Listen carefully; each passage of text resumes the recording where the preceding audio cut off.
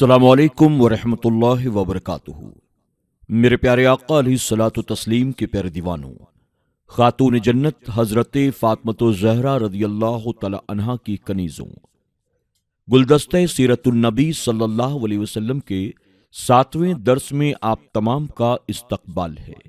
ہم نے کل کے درس میں حضور اکرم صلی اللہ علیہ وسلم کی ولادت باسعادت کے موقع پر کن کن برکات کا اور نشانیوں کا ظہور ہوا اس کے تعلق سے سماعت کیا۔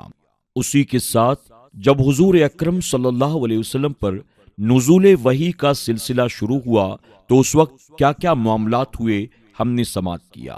آئیے اس کے آگے سننے سے پہلے اللہ کے پیارے محبوب صلی اللہ علیہ وسلم کی بارگاہ میں ایک مرتبہ ہم سب مل کر درود و سلام کا نذرانہ پیش کر لیتے ہیں۔ الصلاۃ والسلام علیک یا رسول اللہ، الصلاۃ والسلام علیک یا حبیب اللہ، الصلاۃ والسلام علیک یا نبی اللہ، وعلی آلک واصحابک یا نور اللہ صلی اللہ تعالی علیہ وسلم۔ پڑھنے سے انکار کی وجہ۔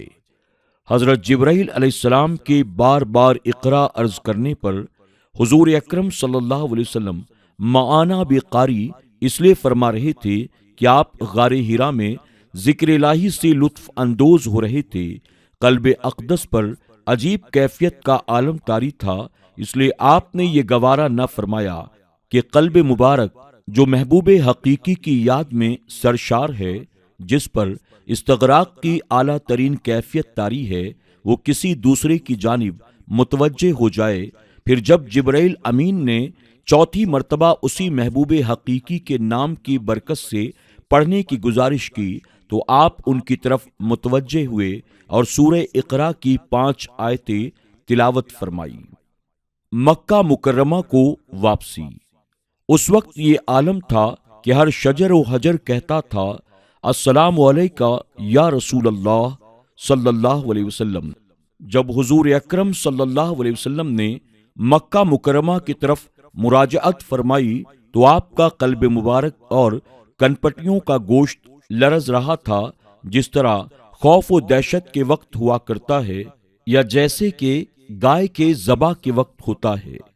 حضور اکرم صلی اللہ علیہ وسلم نے ام المومنین سیدہ خدیجہ رضی اللہ تعالی عنہا کے پاس آ کر فرمایا زمبلونی زمبلونی، مجھے کمبل اڑھاؤ، مجھے کمبل اڑھاؤ۔ انہوں نے آپ کے جسم انور پر کمبل ڈالا اور چہرے انور پر سرد پانی کے چھینٹے دیے تاکہ خوف دور ہو جائے۔ آپ نے حضرت سیدہ خدیجہ الکبریٰ رضی اللہ تعالی عنہا سے سارا حال بیان کیا اور فرمایا لقد خشیت علی نفسی، مجھے ڈر ہے کہ میں کہیں خطرے میں نہ پڑ جاؤں۔ حضرت خدیجہ نے عرض کیا لقد خشیت علی نفسی کلا واللہ لا یخزیک اللہ ابدا انک لتصل الرحم وتصدق الحدیث وتحمل الکل وتکسب المعدوم وتقری الضیف وتعین علی نوائب الحق۔ مفہوم، آپ غم نہ کھائیے اور خوش رہیے، کیونکہ اللہ تعالیٰ آپ کو کسی خطرے میں نہ ڈالے گا اور نہ آپ کو کسی کے آگے ذلیل و رسوا ہونے دے گا۔ یقیناً اللہ تعالیٰ آپ کے ساتھ اچھائی ہی فرمائے گا، کیونکہ آپ صلہ رحمی فرماتے ہیں، عیال کا بوجھ اٹھاتے ہیں، ریاضت و مجاہدہ کرتے ہیں، مہمان نوازی فرماتے ہیں، بے کسوں اور مجبوروں کی دستگیری کرتے ہیں، محتاجوں اور غریبوں کے ساتھ بھلائی کرتے ہیں، لوگوں کے ساتھ حسن اخلاق کے ساتھ پیش آتے ہیں، لوگوں کی سچائی میں ان کی مدد اور ان کی برائی سے حذر یعنی پرہیز فرماتے ہیں، یتیموں کو پناہ دیتے ہیں، سچ بولتے ہیں اور آپ امانتیں ادا فرماتے ہیں۔ حضور صلی اللہ علیہ وسلم ورقہ بن نوفل کے پاس۔ جب حضور اکرم صلی اللہ علیہ وسلم نے اپنا حال مبارک بیان فرمایا تو سیدہ خدیجہ رضی اللہ تعالی عنہا بہت خوش ہوئیں۔ اس کے بعد حضرت سیدہ خدیجہ رضی اللہ تعالی عنہا اس حالت کی تائید و تقویت کی غرض سے حضور اکرم صلی اللہ علیہ وسلم کو اپنے چچا زاد بھائی ورقہ بن نوفل کے پاس لے گئیں۔ ورقہ بن نوفل بہت بوڑھے تھے۔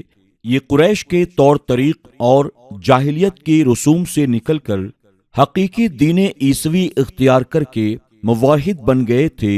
ان کو انجیل کا علم خوب آتا تھا اور وہ انجیل سے عربی زبان میں کچھ لکھا کرتے تھے۔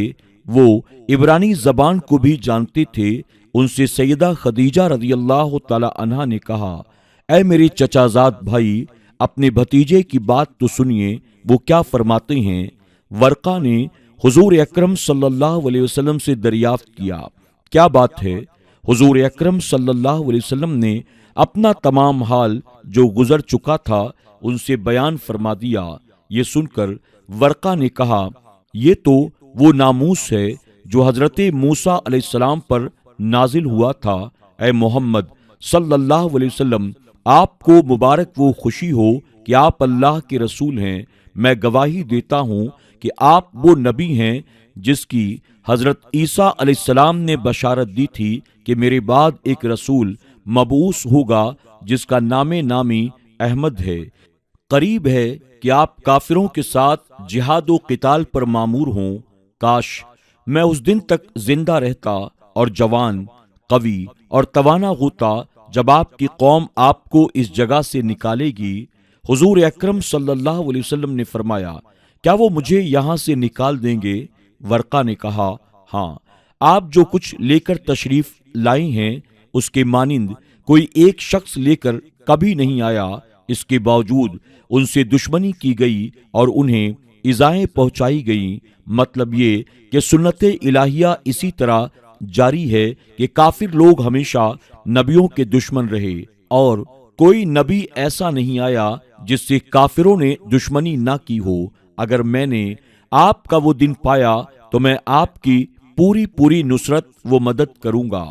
پھر کچھ عرصے کے بعد ورقہ نے وفات پائی اور ظہور دعوت کا زمانہ انہوں نے نہ پایا، لیکن وہ حضور اکرم صلی اللہ علیہ وسلم پر ایمان لانے والوں اور آپ کی تصدیق کرنے والوں میں ہیں۔ اس کے بعد کچھ دنوں تک وحی اترنے کا سلسلہ بند ہو گیا اور حضور اکرم صلی اللہ علیہ وسلم وحی کے انتظار میں مضطرب اور بے قرار رہنے لگے، یہاں تک کہ ایک دن حضور اکرم صلی اللہ علیہ وسلم کہیں گھر سے باہر تشریف لے جا رہے تھے کہ کسی نے محمد کہہ کے آپ کو پکارا۔ آپ نے آسمان کی طرف سر اٹھا کر دیکھا تو یہ نظر آیا کہ وہی فرشتہ یعنی جبرائیل علیہ السلام ہیں جو غار حرا میں آیا تھا۔ آسمان و زمین کے درمیان کرسی پر بیٹھا ہوا ہے۔ یہ منظر دیکھ کر آپ کے قلب مبارک میں ایک خوف کی کیفیت پیدا ہو گئی اور آپ مکان پر آ کر لیٹ گئے اور گھر والوں سے فرمایا، مجھے کمبل اڑھاؤ، مجھے کمبل اڑھاؤ۔